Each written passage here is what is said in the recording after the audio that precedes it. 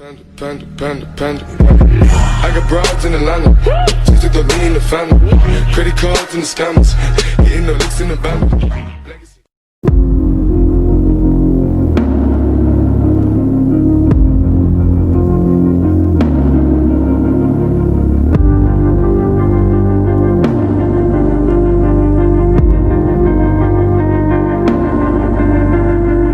Bismillahirrahmanirrahim. Politics is a tough course, harder than any polytechnical skill, and more complex than any polyhedral molecule. A man who joined politics with self-esteem and greater goals to change the fate of a nation is seldom an ordinary one. Similarly, the most brilliant, dashing, and immaculate young man named Muhammad Ali Jinnah stepped into the politics in 1906 by joining All India Congress with the goal to convey democratic theory of Congress among the Muslim youth. Yeah, it was a time when Muslim also had gathered under the flag of All India Muslim League for a better correspondence with the British. Viewers, it was the period of a revolution in the political upbringing of the masses of subcontinent. Don't mind my words, as I am going to reveal the most bitter truth before you, that with a very slow and continuous spell, the caliphate system and sultanate system of the Muslim were being changed by the British kingdom system, where they thought that only and only British Queen is eligible to rule the modern world. In such a situation, all the Muslims were bearing the slavery of British regime, and they were going to be introduced with the democratic system with the slogan of rule of people. QUAID-E-AZAM Muhammad Ali Jinnah was an enthusiastic and energetic lawyer with a matchless intelligence and a handsome appearance.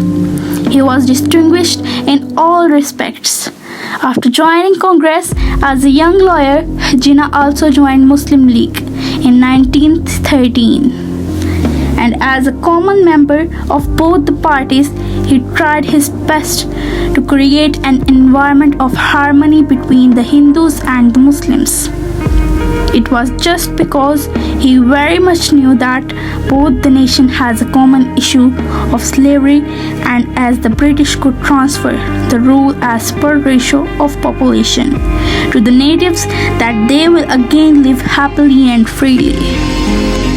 Here you can say that according to his intellect he was right, but politics need an age to get matured. For the unity of Hindu-Muslim youth, he organized a collective public meeting of both the parties in 1916, that is known as Lucknow Pact, because in this meeting he proposed the issue of common interest. This had made Jinnah a favorite leader among the two nations and was given the title of the Ambassador of Hindu-Muslim Unity. How amazing! Common interest could not unite these two entities.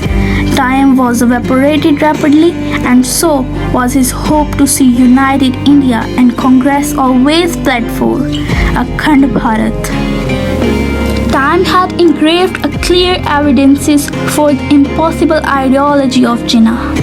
On each occasion when Muslims were very near to achieve any political goal, such as Caliphate movement, civil disobedience, or the Muslim perspectives in Round Table Conference, the Hindus withdrew cunningly to spoil the aims of Muslims. Hence, in 1928, Jinnah had decided to leave India and politics forever and preferred to settle in UK.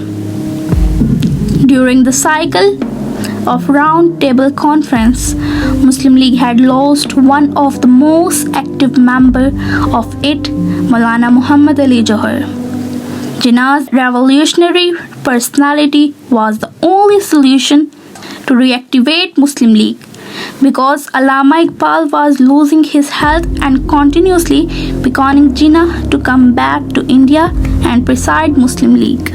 After a long gap of 10 years, Jinnah returned but still pled for United India, where a new democratic setup would allow Hindus and Muslims to rule the provinces of their very majority. 1937, the election took place and Congress could form the government with a clear majority.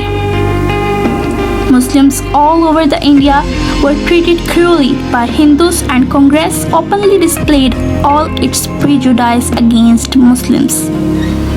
2 years of worst hardships of Muslim changed the mind of Jinnah. What was the significance of Akhand Bharat? It was dawned to him. Muslims were slaughtered as they slaughtered the cow.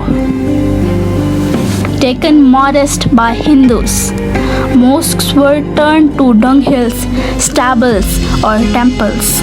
Government institutes were banned for Muslims as it was compulsory to bow before statue of Gandhi there. A racist environment compelled Jinnah to carve out a sovereign map for Muslims of subcontinents in 1940. For the very first time, when Hindu media used the name of Pakistan resolution for it, all the Muslims of subcontinent started dreaming for a free Muslim state. In the midst of slavery, before the Howling Four, unity of the Muslims marked a blow. They hold the flag and oath the will. To the post of freedom, a caravan drilled.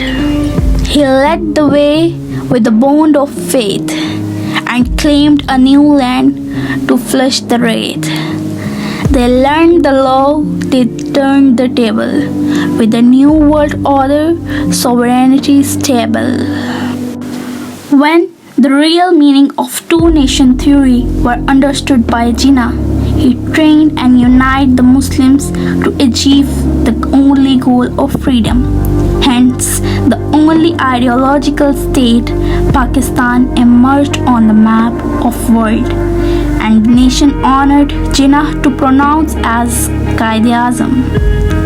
Verily, the foundation of Pakistan is laid upon the ideology of Islam, as it was gradually preached before the nation to come up to the ultimate cause of freedom.